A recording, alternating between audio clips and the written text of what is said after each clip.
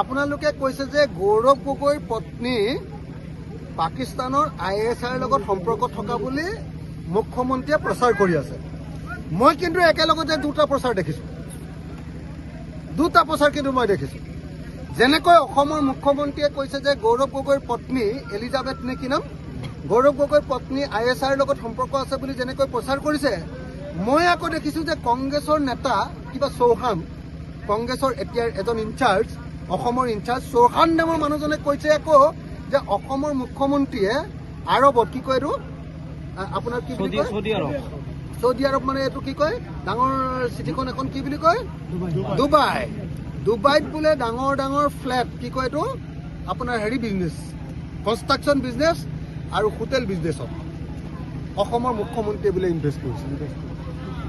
মই দুটা একেলগতে শুনিছোঁ। আপোনালোকে সংবাদ মাধ্যমে অকল গৌৰৱ গগৈৰ ৱাইফ ISIৰ এজেণ্ট বুলি কোৱাটোহে শুনিছে।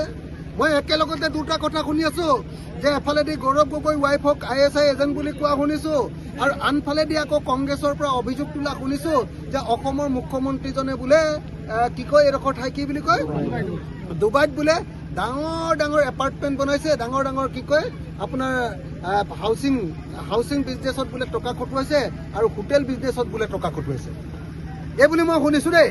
গতিকে দুইটা বিদেশৰ লগত জড়িত, এটা পাকিস্তানৰ লগত জড়িত, আনটো অভিযোগ আকৌ ডুবাইৰ লগত জড়িত। গতিকে একেলগতে দুইটাৰ তদন্ত হওক। গৌৰৱ গগৈৰ পত্নী ISIৰ লগত সম্পৰ্ক আছেনে নাই এইটো CBI তদন্ত হওক, আৰু অসমৰ মুখ্যমন্ত্ৰীয়ে ডুবাইত হোটেল বিজনেছ কৰিছে নে নাই, অসমৰ টকা নি হোটেল কিনিছে নেকি, অসমৰ মুখ্যমন্ত্ৰীয়ে ডুবাইত আচলতে এপাৰ্টমেণ্টৰ বিজনেছ বিল্ডিং বনাইছে নেকি, তাৰো বিজনেছ কৰিছে নেকি, এই দুইটাৰে তদন্ত হওক। এই দুইটা তদন্ত একেলগতে CBI তদন্ত দিয়াৰ ব্যৱস্থা গ্ৰহণ কৰক, তেতিয়াহে আমি মানিম। নহ'লে অকল গৌৰৱ গগৈৰ বিষয়ে, গৌৰৱ গগৈৰ পত্নীৰ বিষয়ে কৈ থাকিলে নহ'ব। দুটা কথা একেলগতে শুনিছোঁ আৰু দুইটা কথাই একেলগতে তদন্ত হওক। গৌৰৱ গগৈৰ পত্নী যদি ISIৰ লগত সম্পৰ্ক আছে ইমিডিয়েটলি গ্ৰেপ্তাৰ কৰিবৰ কাৰণে তদন্ত ঘোষণা কৰি দিয়ক।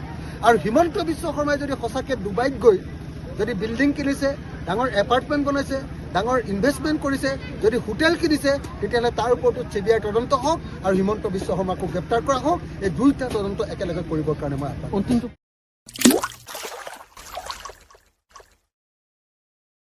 अन्नपूर्णा काव घी देश के हर एक खाने को लजीज बनाता है।